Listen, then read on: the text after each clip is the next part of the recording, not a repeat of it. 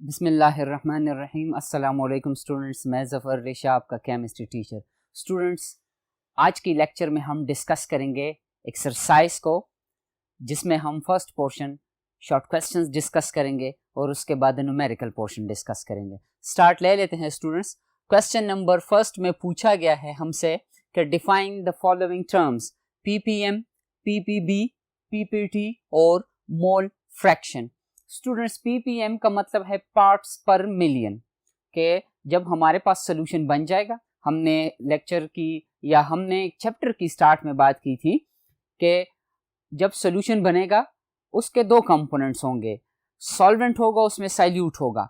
अब हम कहते हैं कि सॉल्वेंट के मिलियन पार्टिकल्स में से या मिलियन यूनिट्स में से साइल्यूट के कितने यूनिट्स होंगे। अगर हम कहते हैं कि सपोज 10 यूनिट्स हैं तो फिर वो सोल्यूशन होगा 10 ppm।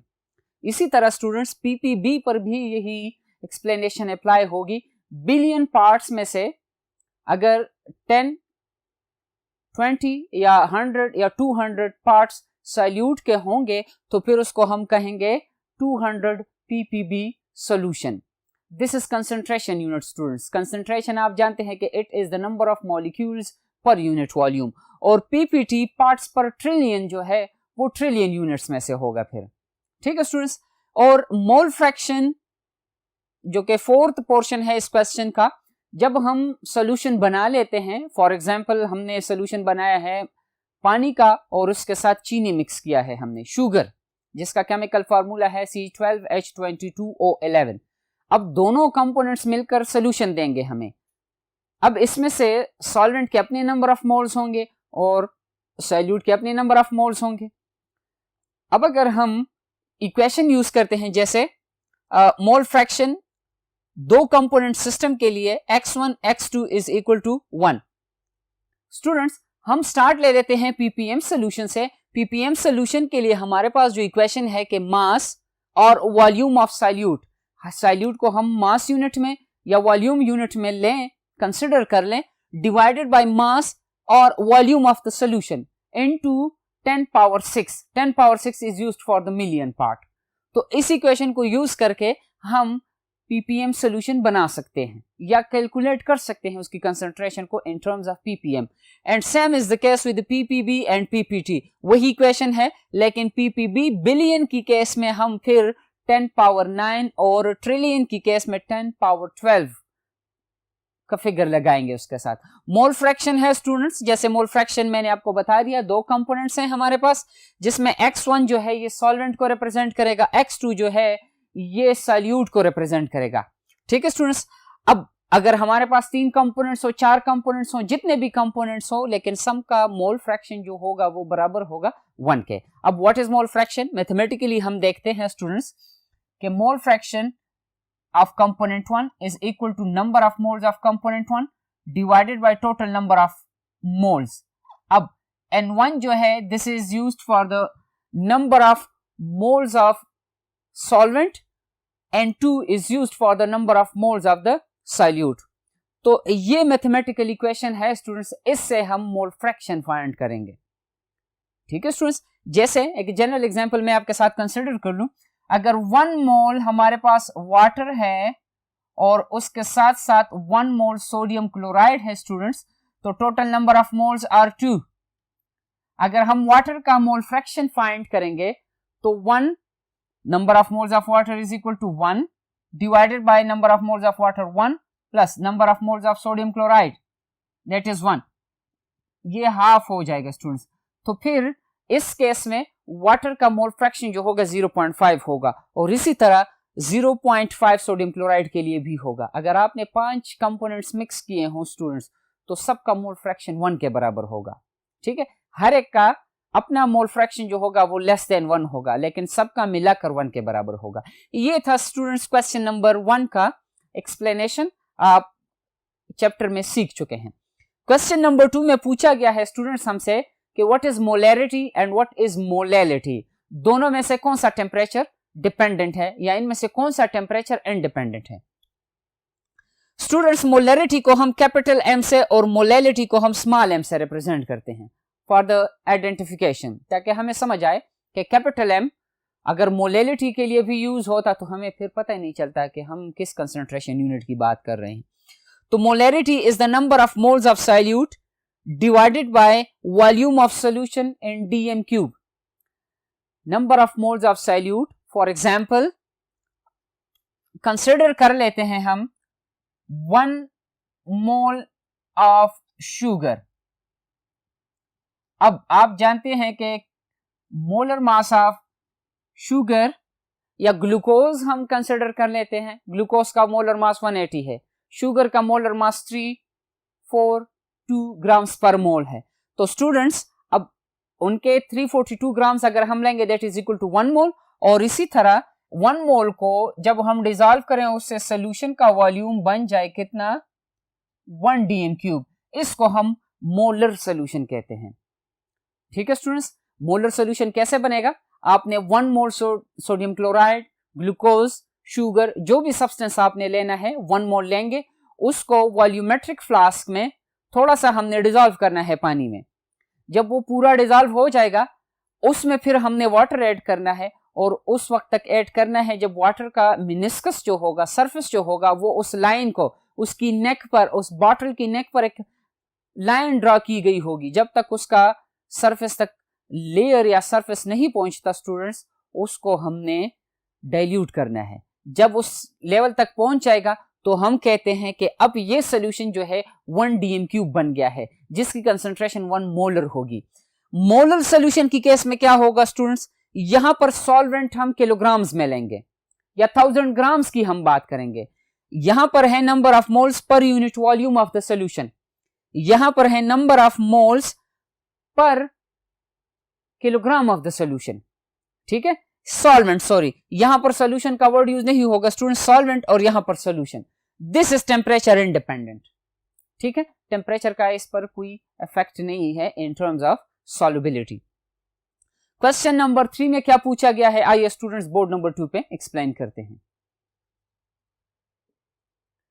स्टूडेंट्स क्वेश्चन नंबर 3 में हमसे पूछा गया है कि mole fraction is always equal to 1, mathematically prove करें। मैं रिपीट करता चलूं क्वेश्चन को कि 2 सब्सटेंसेस, सॉल्वेंट और सॉल्यूट, या 3 सब्सटेंसेस या 4 सब्सटेंसेस, जितने भी सब्सटेंसेस को हमने मिक्स किया है उनका मोल फ्रैक्शन जो है वो हमेशा 1 के बराबर होगा। क्वेश्चन है कि मैथमेटिकली प्रूव करें कि why mole fraction of 2 or more than 2 substances is equal to 1। अब आपके पास इक्वेशन है students, mole fraction of component 1, हम यहां पर 2 सब्सटेंसेस को कंसिडर कर रहे हैं।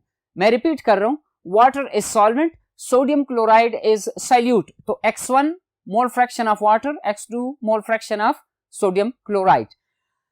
x1 is equal to number of moles of water divided by number of moles of water plus number of moles of sodium chloride.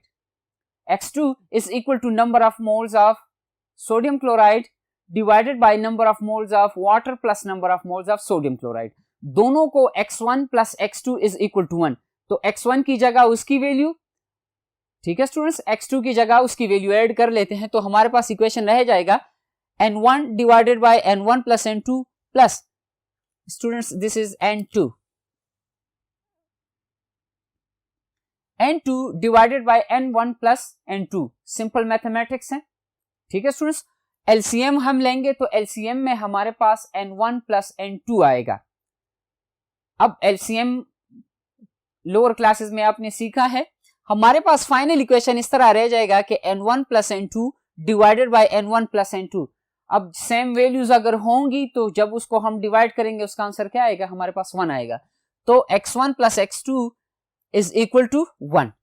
तो इसीलिए मैथमेटिकली आपने देखा कि 2 कंपोनेंट्स, चाहे 3 कंपोनेंट्स हो, चाहे 4 कंपोनेंट्स हो, जितने भी कंपोनेंट्स हो, जब उनको हम ऐड कर लेते हैं स्टूडेंट्स तो उनका मोल फ्रैक्शन 1 के बराबर होगा, और इंडिविजुअली हर एक कंपोनेंट का लेस देन 1 होगा।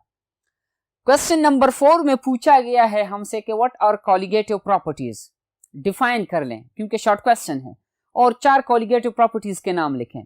तो हम कहते हैं स्टूडेंट्स के कॉलिगेटिव प्रॉपर्टी वो प्रॉपर्टी है, फिजिकल प्रॉपर्टी है सॉल्यूशंस की या लिक्विड्स की, जो कि अमाउंट ऑफ सॉल्यूट पर डिपेंडेंट है, ना कि उनकी नेचर पर। अगर हम उसमें से बॉइलिंग वाटर में फर्ज कर ले, हम नमक मिक्स करते हैं, चीनी मिक्स कर लेते हैं, दूध मिक्स कर लेते हैं, जो भी हो, लेकिन उसका बॉइलिंग पॉइंट कितना कम होगा वो डिपेंड करेगा उनकी अमाउंट पर। अगर आपने फर्स्ट केस में 2 ग्राम ऐड किया है, सेकंड केस में आपने 10 ग्राम ऐड किए हैं, तो जो बॉइलिंग पॉइंट हाई होगा, एलिवेट होगा, वो 10 ग्राम की केस में ज्यादा होगा और 2 ग्राम की केस में कम। ऐसी प्रॉपर्टीज को हम कॉलिगेटिव प्रॉपर्टीज कहते हैं। 4 कॉलिगेटिव प्रॉपर्टीज हमने डिस्कस की थी चैप्टर्स में। सबसे फर्स्ट जो है लोअरिंग ऑफ वेपर प्रेशर है स्टूडेंट्स। सेकंड जो है एलिवेशन ऑफ बॉइलिंग पॉइंट है। वेपर प्रेशर आप जानते हैं कि it is the pressure exerted by the vapours of a particular liquid when there is a dynamic equilibrium between the rate of evaporation and rate of condensation. जब vapours का बनना और vapours का दोबारा लिक्विड में कन्वर्ट होना same speed से हो, तो उस वक्त किसी लिक्विड के वेपर्स जितना प्रेशर अप्लाई करेंगे उसको हम वेपर प्रेशर कहते हैं।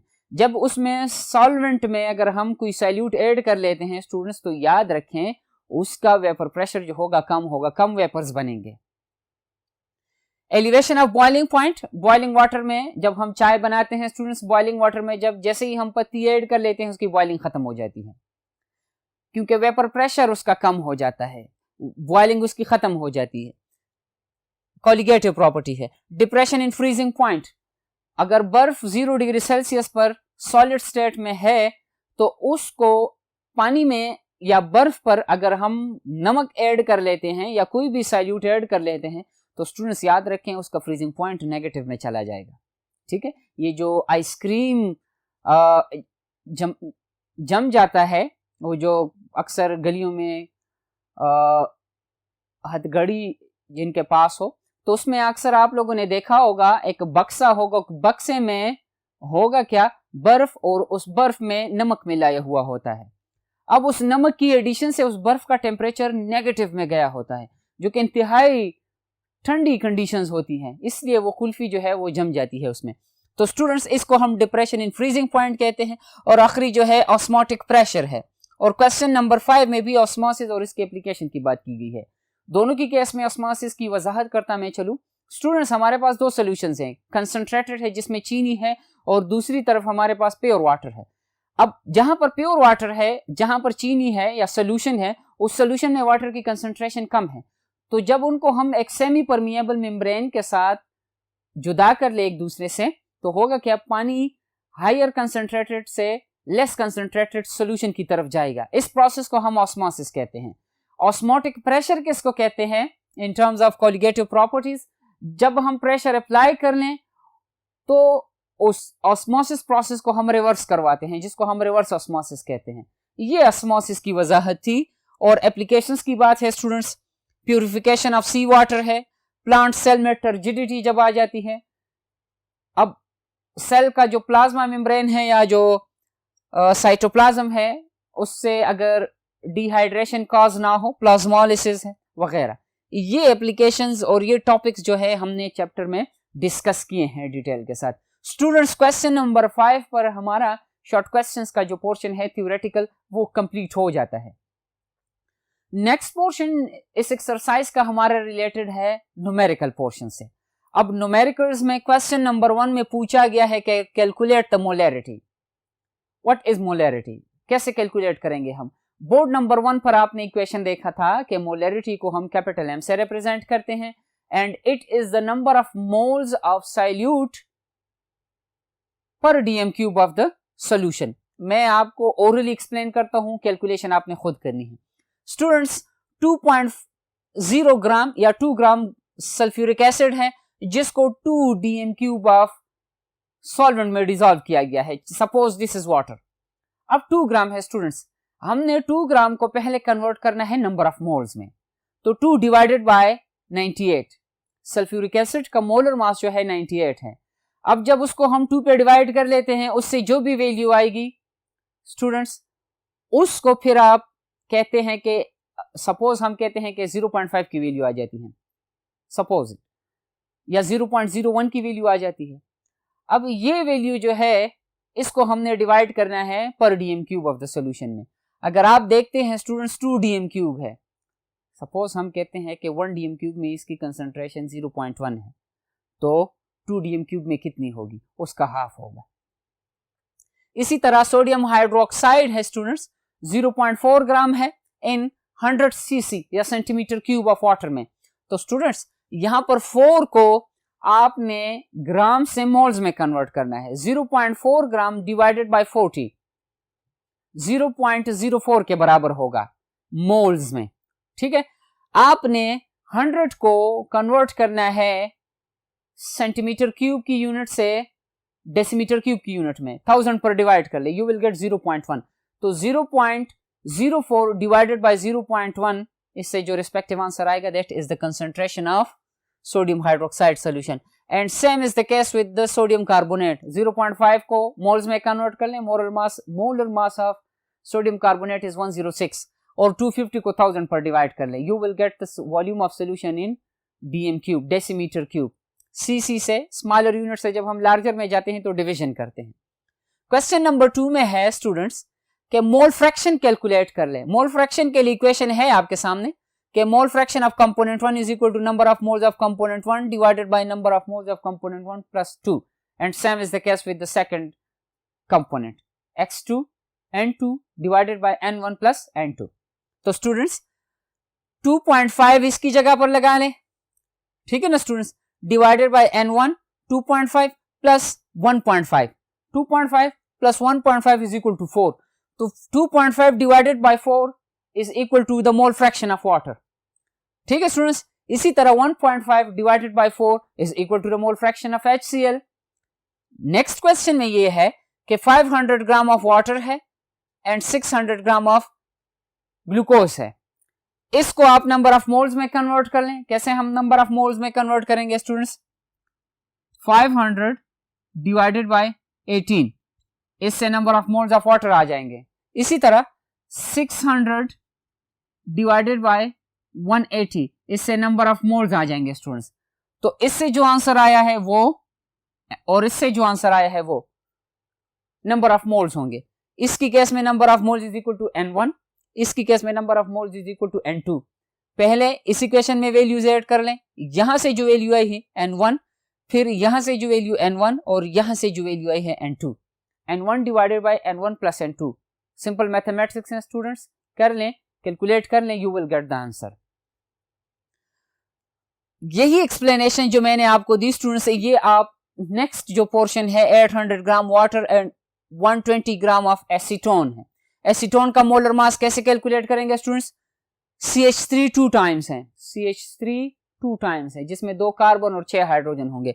तो 24 प्लस 6 30, फिर कार्बन और ऑक्सीजन है 28, तो 58 ग्राम्स पर मोल आपके पास मोलर मास आएगा इससे। तो सिंपल है, मोलर मास आ गया। अब 120 divided by 58 is equal to the molar mass of acetone, ठीक है students. Molar mass 120 students divided by 58 is equal to the number of moles of acetone. Simple mathematics है x1 and x2 के लिए। Question number 3 में क्या पूछा गया है ये स्टूडेंट्स, बोर्ड नंबर 3 पे देखते हैं। क्वेश्चन नंबर 3 में है स्टूडेंट्स कि वॉल्यूम ऑफ सिलेंडर है हम जिसका 3 सेंटीमीटर क्यूब वॉल्यूम है। कोई सिलेंडर है 3 सेंटीमीटर क्यूब। अब उसमें मिक्सचर ऑफ गैसेस हैं students. Gas number 1 oxygen, nitrogen और क्लोरीन, तीनों गैसेस को मिक्स किया गया है, जिसमें ऑक्सीजन का मास है 4.64 क्रॉस 10 पावर -5 ग्राम, उसके बाद है नाइट्रोजन का 3.5 क्रॉस 10 पावर -4 और क्लोरीन का मास है 2.3 क्रॉस 10 पावर -5। पूछा गया है अगर ये कंडीशन है तो इसको आप पार्ट्स पर मिलियन में और पार्ट्स पर बिलियन में कैलकुलेट करें। पार्ट्स पर मिलियन, इसके लिए मैं बता दूं आपको स्टूडेंट्स, इसकी जगह 4.64 क्रॉस 10 पावर -5 डिवाइडेड बाय 3। अब 3 को स्टूडेंट्स आपने कन्वर्ट करना है किस यूनिट में, डेसीमीटर क्यूब में, ठीक है स्टूडेंट्स। तो 3 divided by 1000 is equal to 3 cross 10 power -2। मैं रिपीट कर रहा हूं स्टूडेंट्स, 3 सेंटीमीटर क्यूब को जब हम डेसीमीटर क्यूब में कन्वर्ट करेंगे, इसको 1000 पे डिवाइड कर ले, तो 3 divided by 1000 is equal to 0.003। ठीक है स्टूडेंट्स, इसको जब आप साइंटिफिक नोटेशन में लिखेंगे तो 3 × 10 पावर -3 इसका आंसर आएगा। अब यहां पर स्टूडेंट्स, यहां से जो कैलकुलेशन की है आपने सेंटीमीटर क्यूब ऑफ, जो सिलेंडर की केस में सेंटीमीटर क्यूब है उनको डेसीमीटर क्यूब में कन्वर्ट किया आपने। अब ये value divided by 3 centimetre cube in terms of DM cube में मल्टीप्लाइड बाय 10 पावर 6 पार्ट्स पर मिलियन में, तीनों के लिए आपके पास आंसर आ जाएगा। आसान है स्टूडेंट्स। और पार्ट्स पर बिलियन के लिए this is billion students, not ppm, PPB. PPB की केस में आपने 10 पावर 9 के साथ मल्टीप्लिकेशन करनी है। सिंपल मैथमेटिक्स है, सिंपल वैल्यूज हैं, डिवीजन, मल्टीप्लिकेशन। फाइनल जो आंसर आपका आएगा वो पार्ट्स पर बिलियन में या पार्ट्स पर मिलियन में आएगा स्टूडेंट्स। और क्वेश्चन नंबर 4 में पूछा गया है कि कोई ऑर्गेनिक कंपाउंड है जिसके 6.4 ग्राम हमने डिसॉल्व किए हैं बेंजीन में। बेंजीन का मास कितना है? 25.6 ग्राम स्टूडेंट्स। उसकी फ्रीजिंग पॉइंट में जो डिप्रेशन आई है, फ्रीजिंग पॉइंट जो कम हो गया है वो 1 डिग्री से कम हुआ है। फर्ज कर लो वो फ्रीज हो रहा था 10 डिग्री सेल्सियस पर, अब वो 9 पर होगा, टेम्परेचर उसका कम हो गया है। इसमें से जो क्रायोस्कोपिक कांस्टेंट है जिसको हम KF रिप्रेजेंट करते हैं, दैट इज 5.1। वैल्यूज आपके सामने है स्टूडेंट्स। इक्वेशन आपने यूज करना है कि मॉलिक्यूलर मास का पूछा गया है कि उस सब्सटेंस का जो कि हमने ऑर्गेनिक कंपाउंड में डिसॉल्व किया है बेंजीन में, उसका मोलर मास कैलकुलेट कर ले। KF divided by delta TF into 1000 weight 2 weight 1।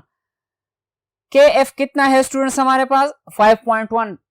This is constant, multiplied by 1000 multiplied by 6.4। Organic compound जो कि डिसॉल्व हुआ है सॉल्यूट का W1 जो है, this is the weight of the solvent, और delta TF is equal to 1। तो ये सारी कैलकुलेशंस करके वी विल गेट 1280 ग्राम्स पर मोल। तो जो कंपाउंड डिसॉल्व हो गया है किसमें? बेंजीन में, उसका मोलर मास कितना है या मॉलिक्यूलर वेट कितना है? 1280 ग्राम्स पर मोल। क्वेश्चन नंबर 5 में क्या पूछा गया है, आइए स्टूडेंट्स बोर्ड नंबर 1 पे देखते हैं। स्टूडेंट्स, क्वेश्चन नंबर 5 में हमसे पूछा गया है कि मॉलिक्यूलर मास कैलकुलेट कर ले उस सब्सटेंस का। जैसे M2 जिसको हम M2 से रिप्रेजेंट करते हैं, आयोडीन है 1.19 ग्राम को डिसॉल्व किया गया है 35 ग्राम ईथर में, जिससे हमारे पास जो बॉइलिंग पॉइंट में एलिवेशन है दैट इज 0.269 डिग्री सेल्सियस, और उसके साथ साथ जो कांस्टेंट है KB, एबोलियोस्कोपिक कांस्टेंट जिसको हम कहते हैं, दैट इज 2.22। इक्वेशन आपके सामने है स्टूडेंट्स, आसान है, हमने कोलिगेटिव प्रॉपर्टीज में इस इक्वेशन को डिस्कस किया था। Molecular mass of the dissolved substance is equal to KB divided by delta TF W2 W1 into 1000। KB constant है, इसकी वैल्यू आपको दी गई थी स्टूडेंट्स क्वेश्चन में, दैट इज 2.22 डिवाइडेड बाय जो टेम्परेचर में एलिवेशन आया है that is 0.2696 multiplied by W2 is the mass of the dissolved substance which is 1.99 divided by 35 is the weight of the solvent, और 1000 आपको पता है कांस्टेंट वैल्यू है। तो ये सारी कैलकुलेशन करके हमारे पास स्टूडेंट्स आंसर जब आएगा दैट इज 2.54 ग्राम्स पर मोल। जो डिसॉल्व सब्सटेंस है उसका मोलर मास कितना है? 254 ग्राम्स पर मोल। स्टूडेंट्स, ये था आखिरी क्वेश्चन न्यूमेरिकल पोर्शन का। बोर्ड नंबर 2 पर लॉन्ग क्वेश्चंस हैं, डिस्क्रिप्टिव क्वेश्चंस हैं, आइए उनकी डिस्कशन करते हैं बोर्ड नंबर 2 पर। स्टूडेंट्स, लॉन्ग क्वेश्चन नंबर 1 में हमसे पूछा गया है कि difference between true solution and suspension बयान करें। अब सॉल्यूशन जो है आपको पता है, हमने चैप्टर के इंट्रोडक्शन में डिटेल के साथ सॉल्यूशन को डिस्कस किया था कि it is the homogeneous mixture of 2 or more than 2 substances.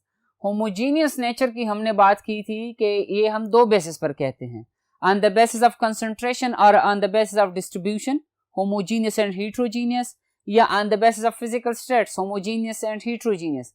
Gas gas में डिसॉल्व है, होमोजीनियस, गैस लिक्विड में है, हेट्रोजीनियस। सॉलिड लिक्विड में है हीट्रोजीनियस, सॉलिड सॉलिड में मिक्स किया गया है होमोजीनियस। सस्पेंशन की हम बात कर रहे थे कि सस्पेंशन के पार्टिकल साइज की अगर हम बात करें, सॉल्यूशन के पार्टिकल साइज 0.01 से 1 नैनोमीटर तक, लेकिन सस्पेंशन का मोर देन 1000 नैनोमीटर। सॉल्यूशन जो है इसको हमने स्टेबल कहा था, सस्पेंशन जो है अनस्टेबल है, इसके पार्टिकल्स बैठेंगे अगर इनको हम अलाउ करेंगे बैठने के लिए, स्टैंड, अलाउड टू स्टैंड, इनको हम अगर मिक्स नहीं करते। हमने कहा था कि सस्पेंशन या तो ओपेक हैं या लाइट को स्कैटर करेंगे। इसी तरह सॉल्यूशन जो है उसको हमने कहा था कि दैट इज ट्रांसपेरेंट, उसके पार्टिकल्स या मॉलिक्यूल्स या आयंस को हम नहीं देख सकते, लेकिन हम सस्पेंशन के पार्टिकल्स को या मॉलिक्यूल्स को या जो आयंस हैं उसमें उनको हम देख सकते हैं। तो डिटेल आपके साथ चैप्टर्स में स्टूडेंट्स डिस्कस की गई है, वहां पर लेक्चर देख लें, रिवाइज कर लें, बुक उठाएं, इंशाल्लाह आपको समझ आएगी। नेक्स्ट क्वेश्चन जो है स्टूडेंट्स के, define solubility and what are the factors affecting solubility. Solubility को हम स्टूडेंट्स इसी तरह डिफाइन करते हैं किसी सॉल्वेंट के लिए कि एट अ पार्टिकुलर टेम्परेचर, एक खास टेम्परेचर पर इतना सैल्यूट जो कि 100 ग्राम सॉल्वेंट को सैचुरेट करे, at a particular temperature specific amount, specific जरूरी नहीं है कि हमेशा ही 10 ग्राम हो या 200 ग्राम हो या जितना भी हो, लेकिन इतना अमाउंट ऑफ सोल्यूट जो 100 ग्राम ऑफ सॉल्वेंट को सैचुरेट करे उसको हम सॉल्युबिलिटी कहते हैं। फॉर एग्जांपल, सोडियम क्लोराइड की सॉल्युबिलिटी एक प्रोपोज्ड वैल्यू में बता रहा हूं 50 ग्राम पर 100 ग्राम है। This is the solubility of sodium chloride. अब फैक्टर्स अफेक्टिंग की हम बात करते हैं। One of the factor is pressure. अब अगर गैसेस की बात हो सॉल्युबिलिटी के लिए, क्योंकि सॉल्युबिलिटी ऑफ गैसेस इज या can be affected by pressure, pressure जितना ज्यादा होगा सॉल्युबिलिटी गैसेस की लिक्विड्स में ज्यादा होगी। लिक्विड्स की सॉल्युबिलिटी की अगर हम बात करें तो लिक्विड्स आर इनकम्प्रेसिबल, तो प्रेशर का कोई इफेक्ट नहीं होगा स्टूडेंट्स। सेकंड, नेचर पर डिपेंडेंट है, लाइक डिसॉल्व लाइक है स्टूडेंट्स। ऑर्गेनिक ऑर्गेनिक में डिसॉल्व होगा, इनऑर्गेनिक इनऑर्गेनिक में, पोलर और पोलर में डिसॉल्व होगा। बाज़-औक़ात ऑर्गेनिक सब्सटेंसेस वाटर में डिसॉल्व हो जाते हैं जो कि इनऑर्गेनिक इन नेचर हैं, वो हम पोलरिटी की बेस पर बात करते हैं स्टूडेंट्स, या हाइड्रोजन बॉन्डिंग की बेस पर हम बात करते हैं, या डाइपोल डाइपोल इंटरेक्शन की बेस पर। थर्ड फैक्टर जो इसके साथ हम डिस्कस करते हैं दैट इज टेम्परेचर। बाज़ सब्सटेंसेस की सॉल्युबिलिटी पर टेम्परेचर रिलीज होती है, जैसे सोडियम हाइड्रोक्साइड वाटर में डिसॉल्व हो जाए तो सोल्यूशन गर्म होगा।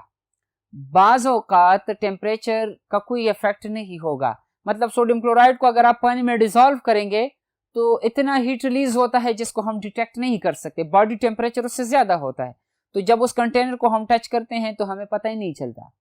बाज़ सब्सटेंसेस ऐसे होंगे जैसे अमोनियम नाइट्रेट है, पानी में डिसॉल्व होगा तो वो सिस्टम ठंडा होगा उसके साथ, तो जितना हम टेम्परेचर बढ़ाते जाएंगे उसकी सॉल्युबिलिटी बढ़ती जाएगी।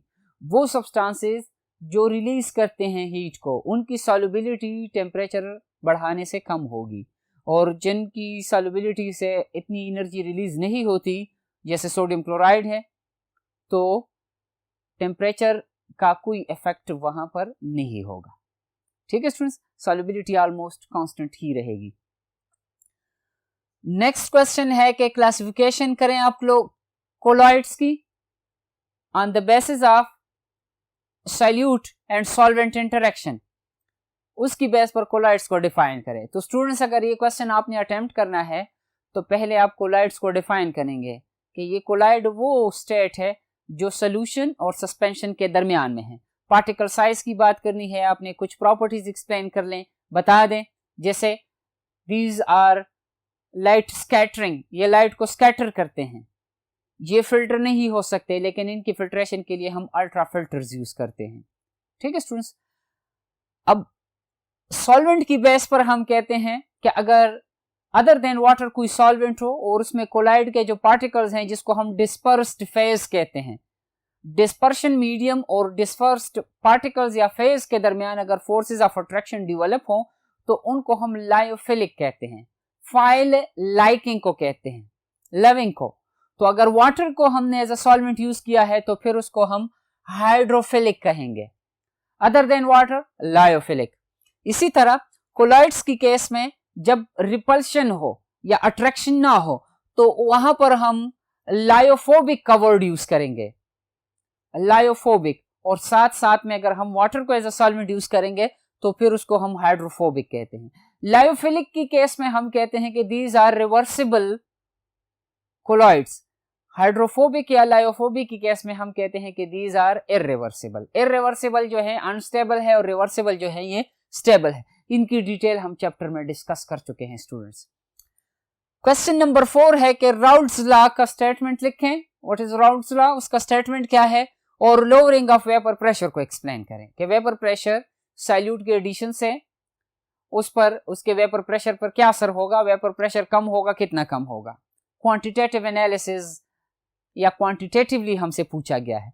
राउल्ट्स लॉ का स्टेटमेंट है स्टूडेंट्स कि अगर दो कंपोनेंट्स हैं तो उसमें किसी भी कंपोनेंट का वेपर प्रेशर जो होगा वो बराबर होगा vapour pressure of the pure substance multiplied by the mole fraction of that substance. Solvent का वेपर प्रेशर है P0 और X जो है this is the mole fraction of the solute dissolved. Students याद रखें, जब हमारे पास कोई प्योर सॉल्वेंट होगा, प्योर लिक्विड होगा, तो उसके वेपर ज्यादा बनेंगे। उस वक्त ज्यादा बनेंगे जब उसकी सोल्यूशन की हम बात करें। डिफरेंट लिक्विड्स के लिए डिफरेंट वेपर प्रेशर है। वेपर प्रेशर जितना ज्यादा होगा इसका मतलब यह है कि फोर्सेस ऑफ अट्रैक्शन या इंटरमॉलिक्यूलर फोर्सेस ऑफ अट्रैक्शन वहां पर कमजोर हैं। अब जब हम किसी लिक्विड में, पानी में हमने नमक मिक्स किया तो उसका वेपर प्रेशर कम हो जाएगा। कितना कम होगा, ग्राफिकली हमने एक्सप्लेनेशन दी थी और उसके साथ एक न्यूमेरिकल हमने डिस्कस किया था, वो या एग्जाम्पल हमने डिस्कस किया था, या mathematical form of Raoult's law हमने डिस्कस किया था इस टॉपिक के साथ। ठीक है स्टूडेंट्स। नेक्स्ट क्वेश्चन में पूछा गया है कि ऑस्मोसिस प्रोसेस को डिफाइन करें, उसके साथ ऑस्मोटिक प्रेशर है और डेली एप्लीकेशन है, उनकी बात हो गई है। शॉर्ट क्वेश्चन के पोर्शन में भी आपके साथ ऑस्मोसिस को डिस्कस किया गया स्टूडेंट्स कि ये वो प्रोसेस है जिसमें हायर कंसंट्रेशन से लोअर कंसंट्रेशन तक मॉलिक्यूलर मोशन होगी सॉल्वेंट के, ना कि सॉल्यूट के, थ्रू सेमी परमिएबल मेम्ब्रेन। ठीक है स्टूडेंट्स। क्वेश्चन नंबर 6 है कि डिफ्रेशन इन फ्रीजिंग पॉइंट को एक्सप्लेन करें और इससे हम कैसे मॉलिक्यूलर वेट को कैलकुलेट करते हैं। मैंने आपको बता दिया स्टूडेंट्स के प्योर वाटर अगर है तो वो 0 डिग्री सेल्सियस पर सॉलिड स्टेट में कन्वर्ट होगा। अब अगर उसमें हम कोई इंप्योरिटी ऐड करते हैं, इंप्योरिटी ऐड का मतलब है इंप्योरिटी का कोई सॉल्यूट ऐड करते हैं, तो उससे उसका फ्रीजिंग पॉइंट 0 से नीचे चला जाएगा। इसको हम डिप्रेशन इन फ्रीजिंग पॉइंट कहते हैं। और जो इक्वेशन यूज होता है इस क्वेश्चन में वो हमने कुछ देर पहले न्यूमेरिकल पोर्शन में डिस्कस किया। टॉपिक देखें स्टूडेंट्स, लेक्चर सुने और उसके साथ किताब खोल के देखें, इंशाल्लाह आपको समझ आएगी। रिवाइज कर लें। और आखिरी क्वेश्चन जो है इस एक्सरसाइज का, that is elevation of boiling point, और उससे मॉलिक्यूलर मास हम कैसे कैलकुलेट करेंगे। एलिवेशन ऑफ बॉइलिंग पॉइंट का मतलब ये है स्टूडेंट्स, प्योर वाटर में आपने अल्कोहल मिक्स किया तो pure water at 1 atmospheric pressure boil होगा 100 डिग्री सेल्सियस पर। जिसमें आपने अल्कोहल मिक्स किया हुआ है स्टूडेंट्स, वो सोल्यूशन जो होगा वो 100 से ज्यादा या हायर टेम्परेचर पर बॉयल होगा। इसको हम एलिवेशन ऑफ बॉइलिंग पॉइंट कहते हैं।